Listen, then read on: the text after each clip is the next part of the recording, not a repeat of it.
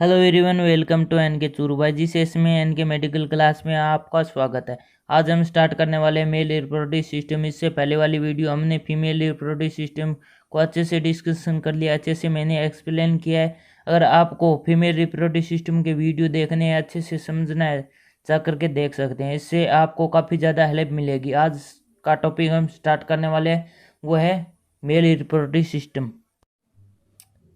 Male reproductive system में आज हम मेंस डिस्कशन करेंगे स्क्रोटम के बारे में। मेल रिप्रोडक्टिव सिस्टम बहुत ही बड़ा चैप्टर है जिसमें बहुत सारे टॉपिक्स आते हैं। आप ये डायग्राम देख सकते हैं, ये मेल रिप्रोडक्टिव सिस्टम का डायग्राम है। ठीक है, मेल रिप्रोडक्टिव सिस्टम में बहुत सारे स्ट्रक्चर आते हैं जिसको हम एक साथ लेक्चर में कवर करना बहुत ही ज़्यादा डिफिकल्ट है। आज हम छोटे टॉपिक से स्टार्ट करेंगे। मैं सिर्फ स्क्रोटम, जो कि ये वाले स्ट्रक्चर आप देख रहे हैं बाहर, पाउच लाइक स्ट्रक्चर हैं जिसको हम स्क्रोटम बोलते हैं। स्क्रोटम को हम देखेंगे कि सबसे पहले हम जान लें कि मेल रिप्रोडक्टिव सिस्टम आखिर क्या होता है। मेल रिप्रोडक्टिव सिस्टम का मतलब क्या होता है? ये मेल में पाई जाने वाली सिस्टम है। मीन्स ये पूरी सिस्टम बनाती है जो रिप्रोडक्शन करते हैं मेल में जो रिप्रोडक्टिव पार्ट आते हैं, ये सभी पार्ट मिलकर ये सिस्टम बनाते हैं जिसको हम मेल रिप्रोडक्टिव सिस्टम बोलते हैं। मेनली इसका क्या फंक्शन है? ये प्रोडक्शन करते हैं, मैच्योरेशन होती है, इसको एक स्टोर होती है स्पर्मेटोजोआ की। स्पर्मेटोजोआ में स्पर्म, अगर बहुत सारे स्पर्म एक साथ में होंगे तो उनको हम क्या बोलेंगे? स्पर्मेटोजोआ। और अगर एक स्पर्म की बात करेंगे तो हम उनको क्या बोलेंगे? हम उनको बोलेंगे स्पर्मेटोजोन। मतलब जुआ ZOA है तो ZOON लास्ट में लग जाएगा, बाकी सारी स्पेलिंग सेम रहेगी। बहुत सारे स्पर्म की बात हो रही है, मीन्स इस स्क्रोटम में बहुत सारे स्पर्म बनते हैं, बहुत सारे स्पर्म मैच्योर होते हैं, बहुत सारे स्पर्म को ये स्क्रोटम स्टोर करके रखती है। ठीक है, मेल रिप्रोडक्टिव सिस्टम क्या होती है? ये पूरी सिस्टम क्या होती है? एक तरह से स्क्रोटम के अंदर जो है इसमें स्टोर रहती है, लेकिन मेंसुअली जो पूरी सिस्टम है उसके अंदर क्या फंक्शन है कि स्पर्म इसमें पूरी सिस्टम के थ्रू इस स्पर्म इसमें प्रोडक्शन करती है।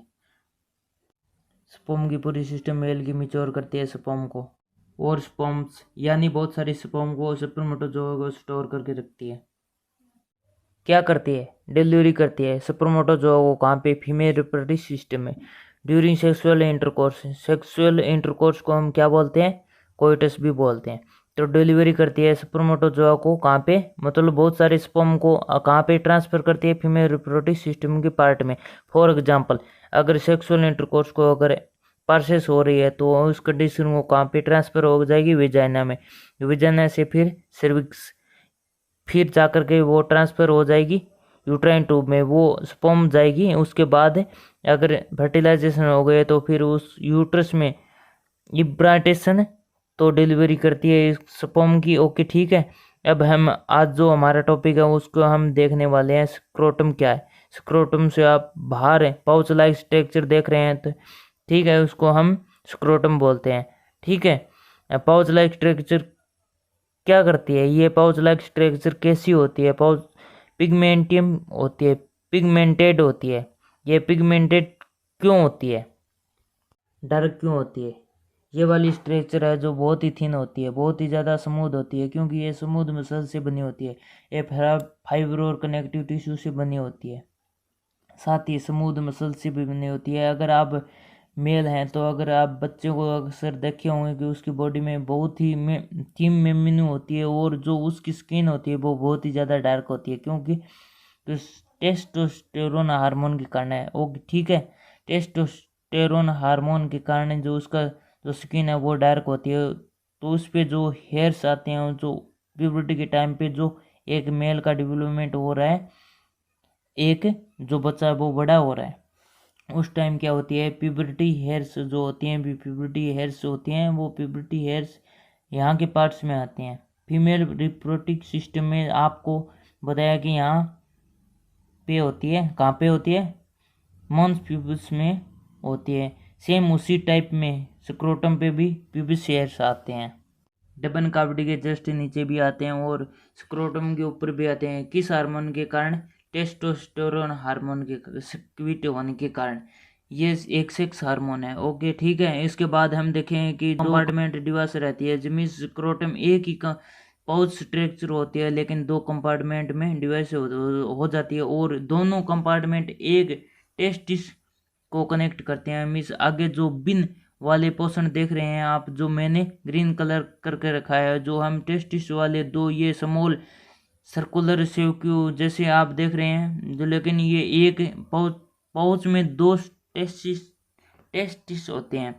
ठीक है, एक्चुअली इसका कलर ग्रीन नहीं है, मैंने जस्ट समझाने के लिए बिन कार्ड किया है ताकि आपको दिख जाए। और जो एक स्क्रोटम क्या करती है, 2 टेस्टिस को कनेक्ट करती है और इसके बीच में जो एक कंपार्टमेंट होती है, दोनों कंपार्टमेंट एक टेस्टिस को कनेक्ट करती है, एक को कनेक्ट करती है। ओके ठीक है, अब ये स्क्रोटम है, अब हम टेस्टिस की बात नहीं करें, अब कंफ्यूज मत होना। अब हम स्क्रोटम की बात करें, जो कि पाउजला स्ट्रक्चर है। ये जो स्क्रोटम है, जो क्या होती है, ये टाइट हो जाती है। टाइट कब होती है? ये अगर इजेक्शन होता है। इजेक्शन का मतलब होता है अगर सेक्सुअल इंटरकोर्स के दौरान अगर हम स्पर्म पेनिस से, या पेनिस है, पेनिस बहुत सारे सीमेन बाहर निकलते हैं। पेनिस का मतलब क्या होता है? पेनिस का मतलब होता है इसमें वाटर होती है, ये थिक लाइक सबस्टांस होती है, वाटर होती है, इस पे प्लाज्मा होती है।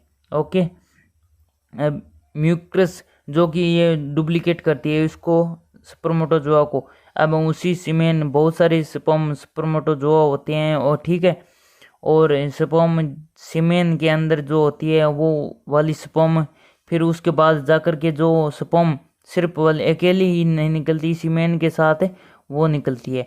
सीमेन के साथ दो फीमेल रिप्रोडक्टिव सिस्टम में जाकर के इजेक्यूलेशन हो जाती है। और अब ठीक है, अब इजेक्शन होता है तो मिस सीमेन का लव इजेक्शन होता है। सीमेन मतलब स्पर्मेटोजोआ के साथ भी होगी। जब एक थिक ऑफ साइज जिसमें स्पर्मेटोजोआ मौजूद है, इसका मतलब इसका कनेक्शन होगा, तब उस टाइम ये स्क्रोटम टाइट हो जाता है। तो और अगर ये बिट्री का मौसम है या ठंड लगती है, उस टाइम ये स्क्रोटम क्या होगा, टाइट हो जाएगा। इस तरह से हम देख सकते हैं किस तरह से ये पाउच लाइक स्ट्रक्चर कैसे कनेक्ट करती है टेस्टिस कैसे कनेक्ट करती है टेस्टिस को इसके अलावा इसके ऊपर में स्पीडिडाइमिस इसको भी कैसे कनेक्ट रखती है। कि ये मेल रिप्रोडक्टिव सिस्टम में जो पार्ट्स हैं उसको मैंने साइड व्यू से बनाया है। ये मैंने डायग्राम फ्रंट व्यू से नहीं बनाया, तो साइड व्यू से है। तो अगर इस साइड व्यू से देखेंगे कुछ इस तरह से दिखा।